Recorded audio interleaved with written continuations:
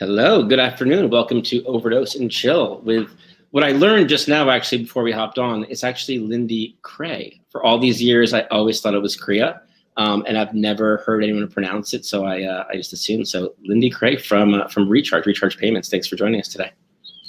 Good to see you, Andrew. Thank you for having me. So always good to talk to you. Some call you the princess of payments. I'm not sure if you've heard that moniker yet in the industry.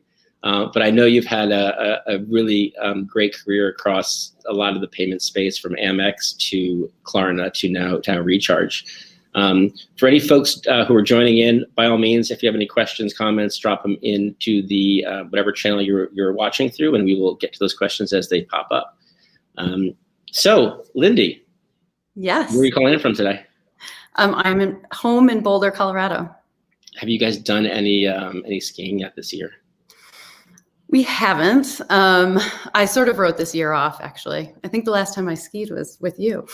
Oh gosh, that was over a year ago now. That was at the Dot Ski event up in Whistler, which is, I think, the last time I flew, which is wild to think it's been a whole year plus since we did that.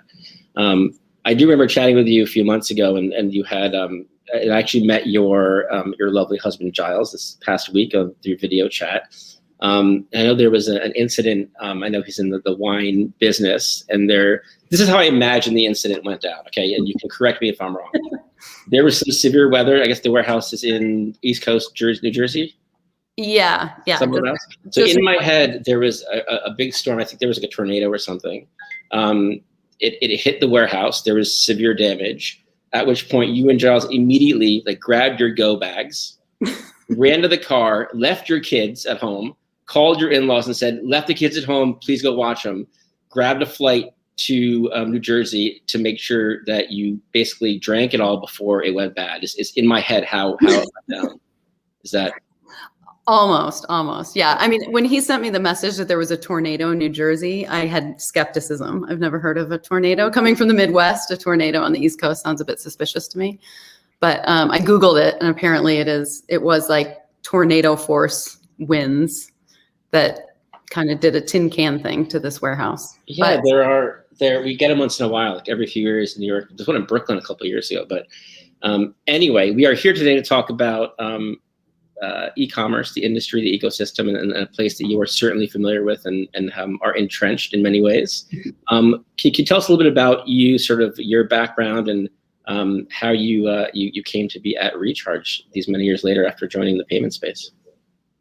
Yeah. So it's been a long journey, as you know. As you said once, we're contemporaries. So I've had a few years in the world. I would say the thing that characterized my journey is that it's been global. I was fortunate, after 6 years of working in consulting, to move to Europe. And so I joined Amex in London, which was really exciting.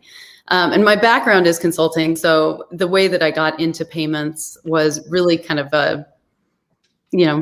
on my consulting background, kind of doing strategy assessment. And so after working at Amex for a number of years, I had a move to Africa. I've always been very passionate about the opportunity to work and experience new places, and actually really live and experience new places. So Giles got an opportunity in Mozambique, and when we were both living in London, and his background is mostly in Africa, in many different countries. So I knew that that our relationship was going to flourish, and we were going to get married, and that experiencing this part of his life was going to be part of our journey. So he eventually convinced me, and we went off to Mozambique, where I had the opportunity to work with the Clinton Health Access Initiative, which was really exciting. And again, somewhere where I applied my systems implementation strategy skills, but where I would say I kind of honed the partnership skills. That's where I worked very closely with the Ministry of Health,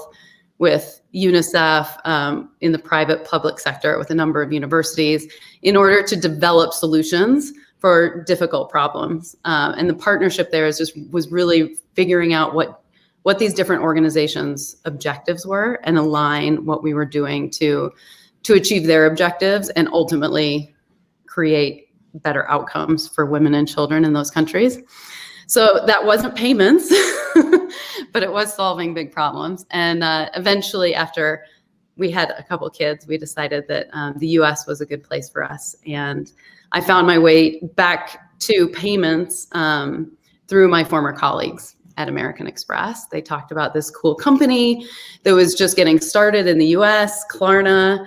I've heard of them. They've certainly been in the news a lot of late.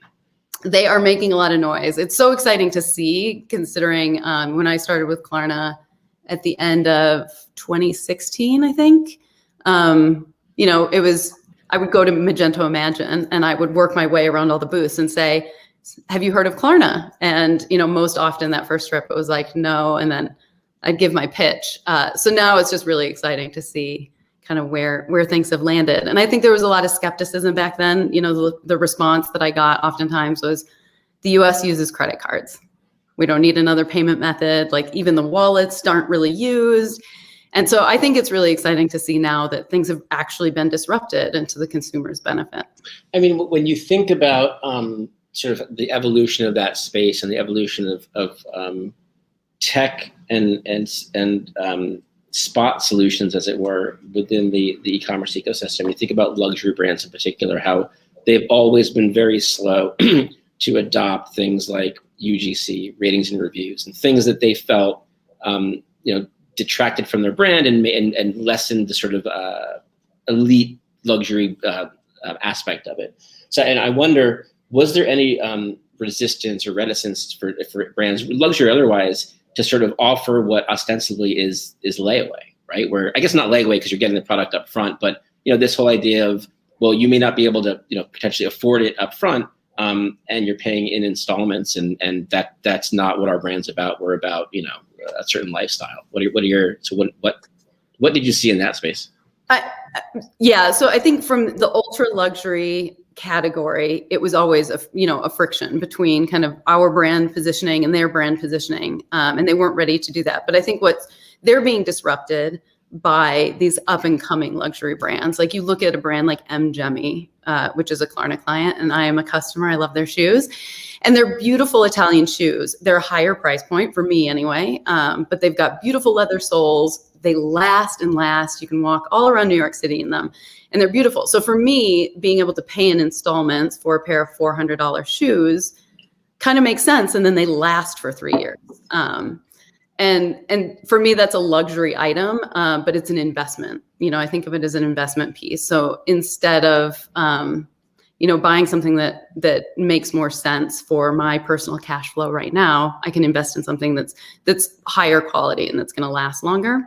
And I think the likes of Mgemi they're disrupting the luxury brands, right? They're taking note of those. So that will create and is creating a shift for those luxury brands to take note.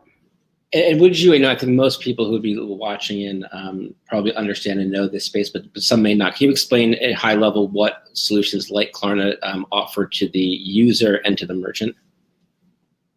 Yeah, so for the user, it's pay in 4, buy now, pay later.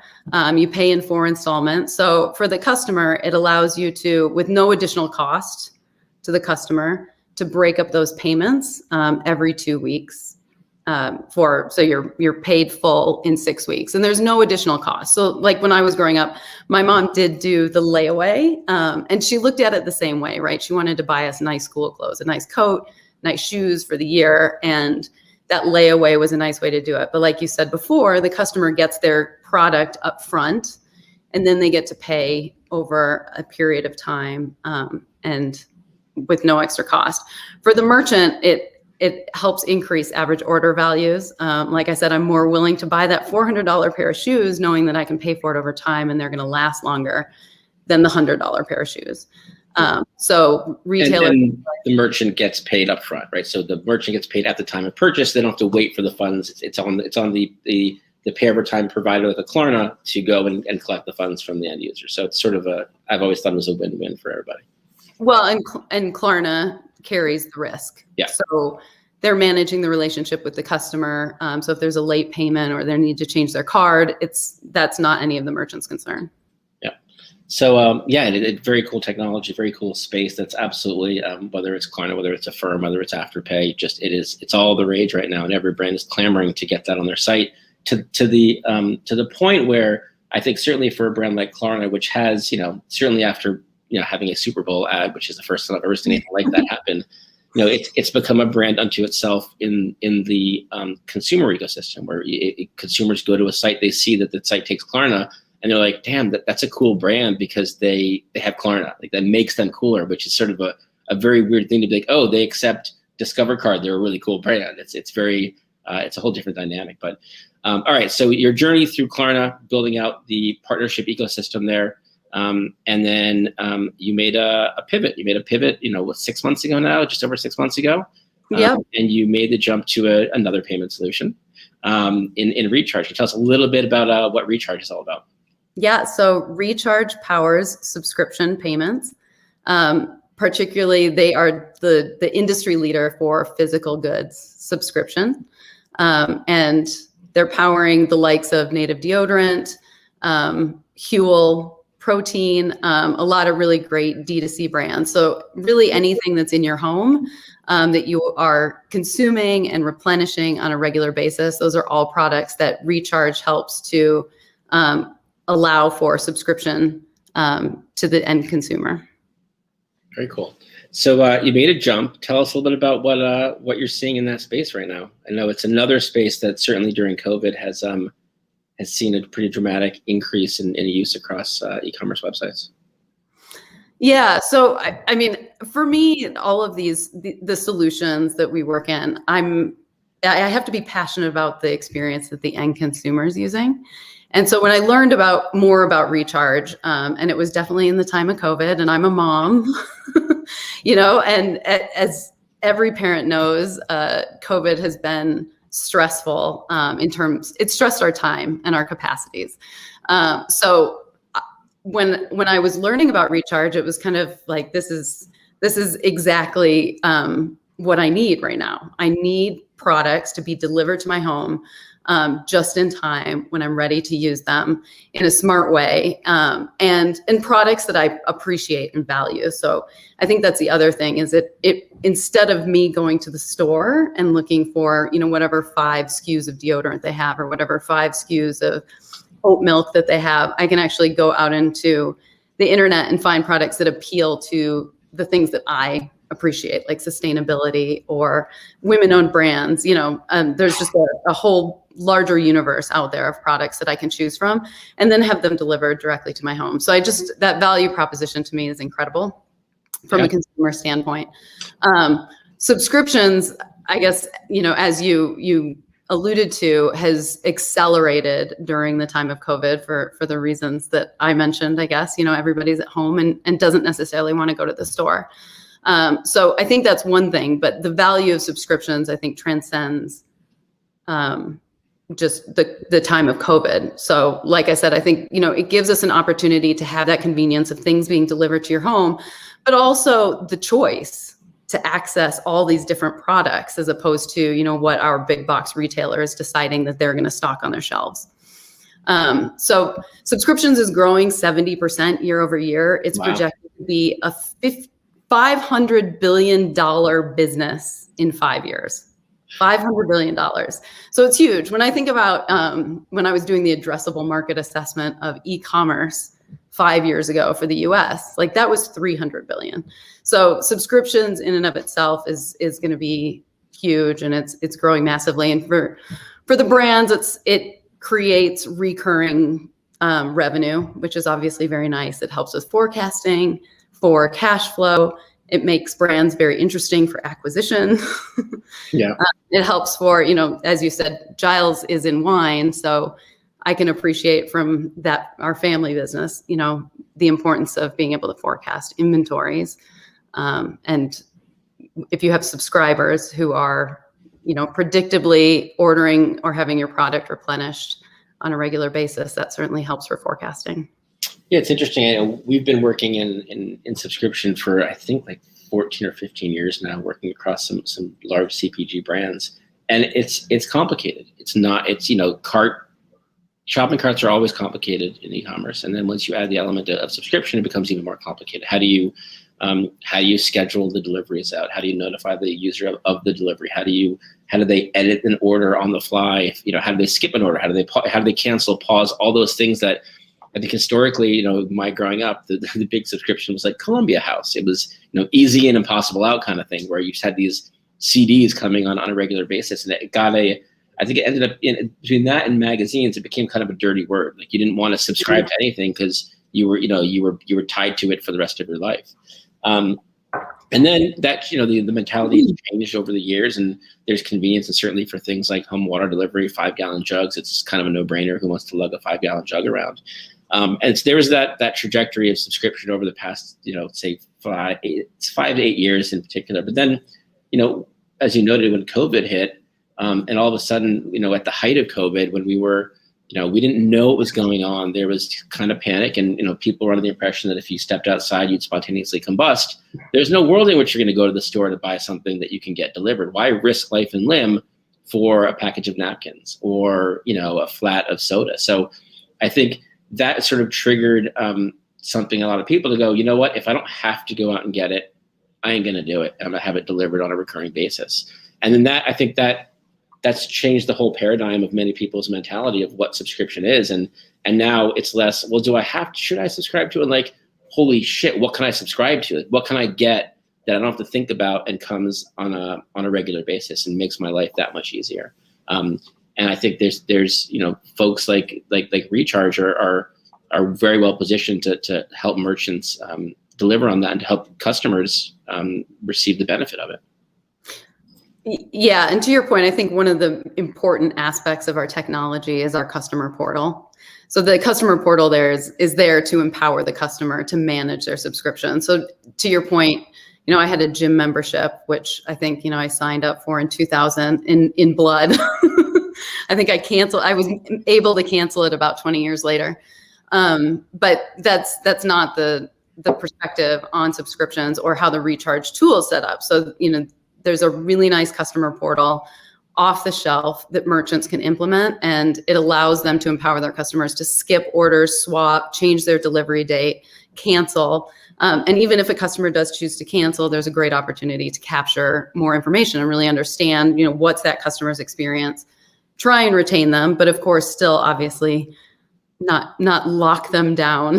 Yeah, no, certainly. It's such an interesting area to be in. And as you contemplate, one of the things that we were talking about over the holidays was gift subscriptions. And how do you manage, what's the best way for a merchant to manage that? I mean, if I am, for example, buying a subscription for somebody, then, I may want to pay for it all up front.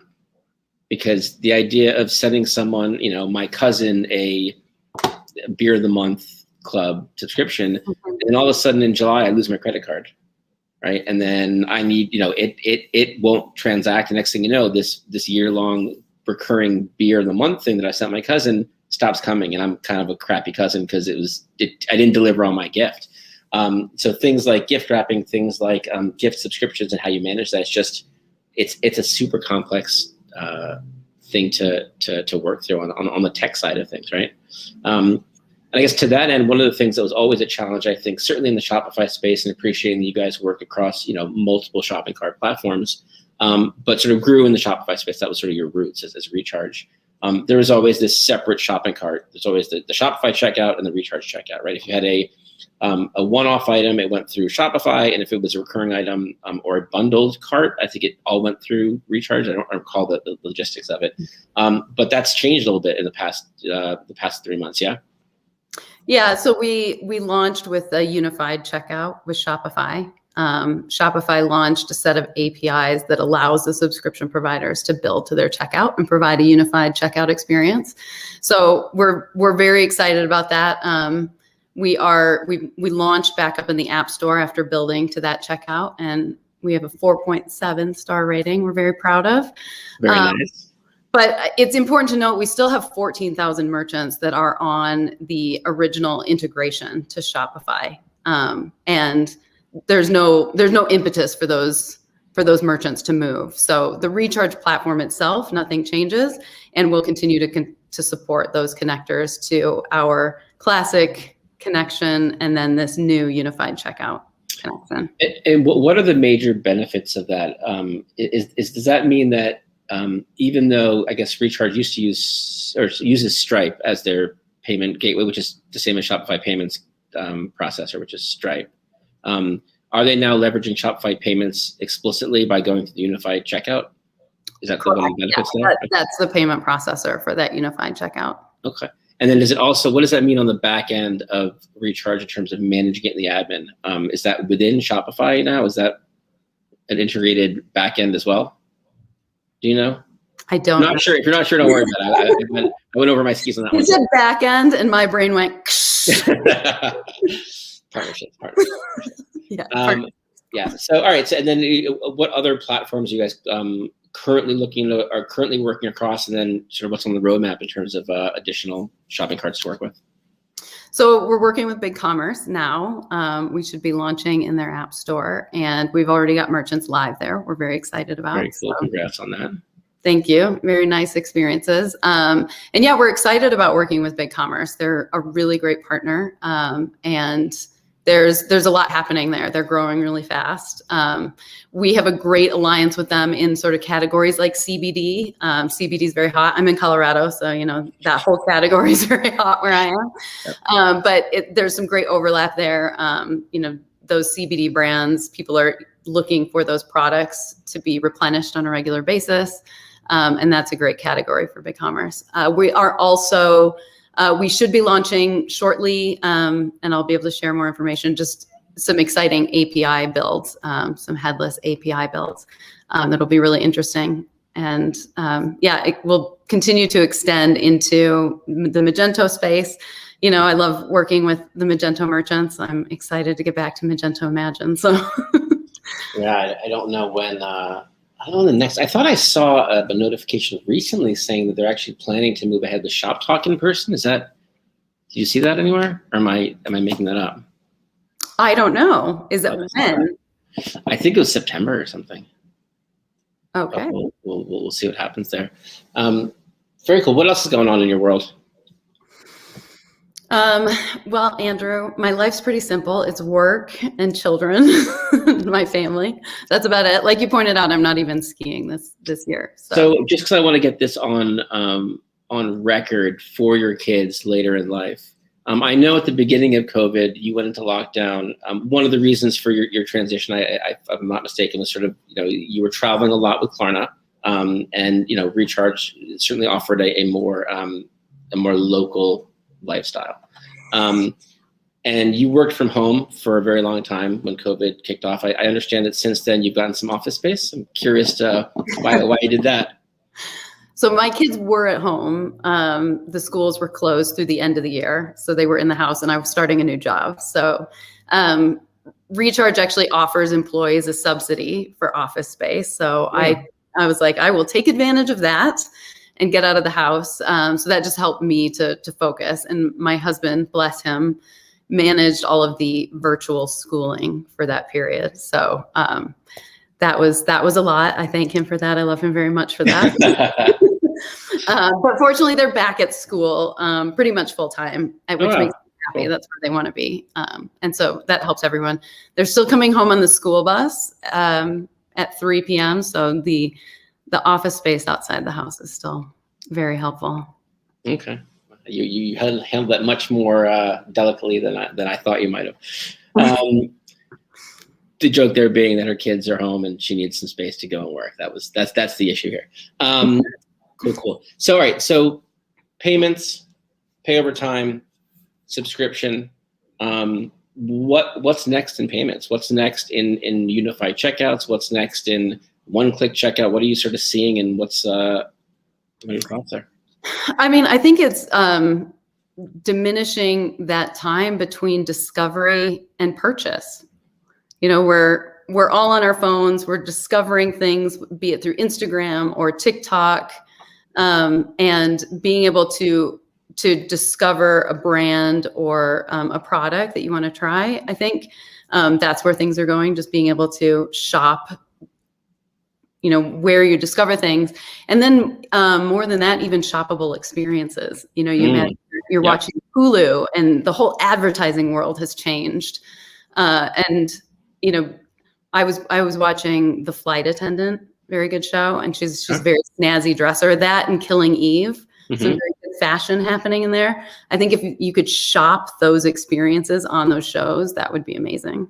That would be really cool. I remember one of the things that blew my mind beyond celebrities doing voices in video games was, and I'm not a gamer, my brother is, when they started actually doing product placement in video games, right? Having like those banners and stuff.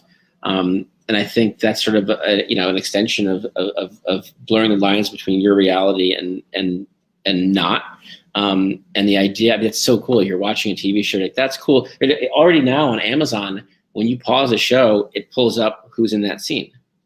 Not just who's in the show, but who's in that scene, who's on. It's I want to know where they got that sweater they're wearing in that scene. Right. But isn't that the next natural progression? Yeah. Like if you can identify who's in the scene on the back end, why can you not also have folks, whether it's crowdsourced or otherwise, whether it's UGC, going, oh, I recognize that. We're watching Schitt's Creek. And Lindsay saw a sweater and she's like, oh my God, I have that sweater. And people can go and they can tag it. And then, you could potentially, like on social media, go and buy it. Have you seen that yet? Have you seen someone starting to do that? I haven't, but I mean, I know, with streaming TV, we don't have advertisements like we once did. So they have to monetize those shows. So that product placement, I think somebody told me recently at the Golden Globes, all the actors were at home. I didn't actually see this myself, but they all had product placement behind them. Oh God. I mean, I know there's shoppable video out there. There are platforms that let you tag, but like, TV shows is a whole different ballgame. That would be really cool. Yeah, I like the idea of that. And if you consider QVC, I guess, which is, if you watch Shark Tank, a very, very good channel to sell products through. And it's because they're doing more of a hand sell, as they call it in the wine business. They're telling you about the product and drawing you in, but you could do that in a more implicit way, I think, through a TV show, right? You're positioning the wine in a scene, in a certain kind of kitchen that makes you feel like, oh, I want that lifestyle. Yeah, I was chatting with. Do you know Syte, SYTE? It's a pretty cool discovery platform that sort of grew out of. I think they're based in Tel Aviv or Haifa, maybe. They grew out of a tech that enabled image recognition matching. So you can take a picture of a shoe and then go on a site, and it'll pull up that PDP or similar products. So if I see, I'm like, oh, I like that, not that, I like that blouse, and I take a picture of it, I can then go and find that product. So I think certainly that need to know and be able to access, even if you don't buy it, you want to be able to buy it, right? Mm-hmm. That sort of instant gratification of immediate satisfaction with your product search. I think we're all super impatient. I hear those younger generations are even more impatient. I've heard it and I see it too. So a couple more questions, just sort of thinking about cool experiences and subscription. Are there any particular subscription experiences that you've seen since your time or otherwise at ReCharge where you think it's just you think that's like the pinnacle of what you can achieve as a merchant? Yeah, I mean, I'm a beauty junkie, both from my days at Klarna and now with ReCharge. So sort of any product that promises me that it's going to make me younger, healthier, and happier, I'm up for buying. So I think any of the curated boxes are a lot of fun. Getting these products and being able to try them out, and then, becoming a sort of a lifetime customer of those brands is fun. So, I for a long time was a member of FabFitFun, which is really great, and discovered a lot of really cool brands there. Ipsy more recently.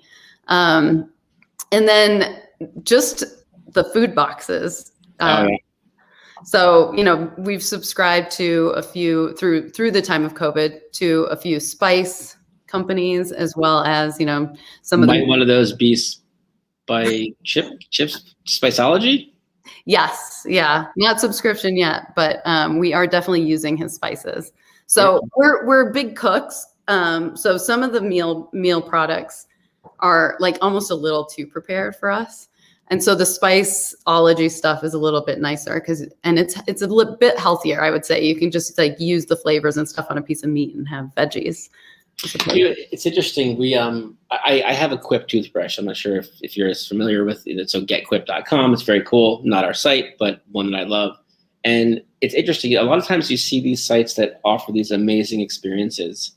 And then once they get to that point, they sort of stop. And then you look at them a year and a half later, and you're like, oh, it's the rest of the market's gotten better and they haven't. So I got a Quip. I want to say, maybe was it a year and a half ago? And it is the coolest experience. Like certainly the mobile experience. It's just the UI is gorgeous. It's fun. It's fun to the point that I talk about it frequently when we're talking about UX with clients and prospects. So about 3 months ago, I was like, you know what? I need two toothbrushes. I need one to travel when that starts again and go to like Lindsay's parents' house and stuff. I need one for home. And I did it just because I wanted to go back on the site and actually buy another one. That's how fun the experience was of buying this like toothbrush with subscription refills. And they make the experience like we get BarkBox. Oh, nice. For Apollo, our dog. And like they bring the experience to every element of the journey, right? The branding, the emails, the product, it's all, they don't forget about you once you sign up. They actually give you a little bit more attention. It's just the coolest thing ever. Yeah. Native deodorant, I always talk about because I love natural deodorant and it works really well. But their experience is really nice. And, when you subscribe or you change or you add something, they send you this very personalized email. Which is cool. And then just their customer portal to manage that subscription is really nice. It's funny in a world where we've all gone so digital. When folks take those moments to go back to analog for things, we work with Adobe. It's a partner of ours. And someone recently sent us a handwritten note about the partnership, and I was like, I read it. I read it, which is, I think, more than I can say for other sort of printed postcards or emails that I get, because it's all a blur. So it's certainly the personalized experience beyond the digital space, but things that actually make your customers and your clients feel human and feel special. In particular, in a disjointed COVID world where we're all digital and all remote. So cool. So I think we can wrap up there. Unless you got any other nuggets to share on user experience. I was going to ask you about your subscriptions, but you answered that for me. My subscriptions. We've got BarkBox. We now have coffee pod delivery. I finally decided to pull the trigger and get a coffee maker about 2 months ago. After going without coffee for the most part for about 8 or 9 months, because I wasn't at the office and I didn't have a machine here, which I know sounds crazy. Quip. I think that's the only ones we currently have. And then we just got, Lindsay just got these shampoo and conditioner bars. This is something new for me. But it's really cool. They're paperless, plasticless bars for that. Which I think we subscribe to it. But yeah. Nice. I love the sustainable ones. You asked me about my subscriptions, and it's a little bit embarrassing because I never thought that I would subscribe to toilet paper, but I am now. Do you get it from Who Gives a Crap? So I go between Who Gives a Crap and Real Paper is another one of our clients, but they're both sustainable, no plastic, and a nice experience. Like I think they're a client of yours, actually. Isn't Who Gives a Crap on ReCharge? They are, yeah. Very cool brand. For anyone who doesn't know it, they're Australia founded. I think they donate some percentage, 10% of all their profits to building sanitation projects in developing nations. Just all their branding is super cool. Their site, just everything about it is fun. And I see someone saying I use Chewy. We got Chewy as another that's a good another subscription for pet users. But yeah, no, cool brand. We actually, when COVID first hit and the toilet paper like started getting scarce, like that's the first place I went, and they were sold out like immediately. They were already before even the stores here were. But all right, cool. Well, Lindy Crea. Yes, as in crayon, as the kids called me. I guess the last thing I want to ask you, you were not feeling well yesterday, so I'm sorry to hear that you had to suffer through a migraine. I suffer from them as well. And in order to source a picture for the creative assets for this event, I went and somehow found you on a TEDx type stage with a microphone and your arms crossed. And anyone who doesn't know you and saw you today knows you are lovely and kind and warm. You were very serious in the picture. I understand there's a story behind that picture. There is, yeah. And I was impressed that you dug that up somehow. Is that just Googling? I cannot reveal my sources. Okay. So, on behalf of Klarna, I represented Klarna on a stage at South by Southwest. And if I recall correctly, the topic was gender-based unicorns, something like that. So the topic was around... You're trying to understand the question being asked? Is that the face you're making in it? No, I'm just trying to, I remember that the title was funny, but the idea behind it was that, we were a Swedish unicorn, and we had some sort of progressive programs to encourage gender equality within China. So that's the topic I was speaking on. The picture is right when I think I was telling the audience, I definitely don't have all the answers. I'm definitely a proponent of gender equality and having representation and diversity and inclusion in general, but I don't have all the answers. I think it's worth testing things to see how that impacts. But I basically posed the question to the audience of, I would love to hear from the audience, like, what do you think works? What have you seen work? And when I was standing there like that, it was because a gentleman stood up in the audience and mansplained me for about 5 minutes what I should do. Wow. Okay. But it was amazing. It was such a great experience. I can't wait till something like South by Southwest is back. Yeah, very cool. Well, Lindy, thanks so much for joining. Always a pleasure chatting with you. I'm sure I will chat with you soon. Thanks everyone for joining us for Overdose and Chill. This was actually our 37th weekly episode. So it's amazing how fast time flies here. Yeah. Great to see you. Thank you. To see you as well. All right. Thanks, Lindy. Thanks, everybody. See you soon.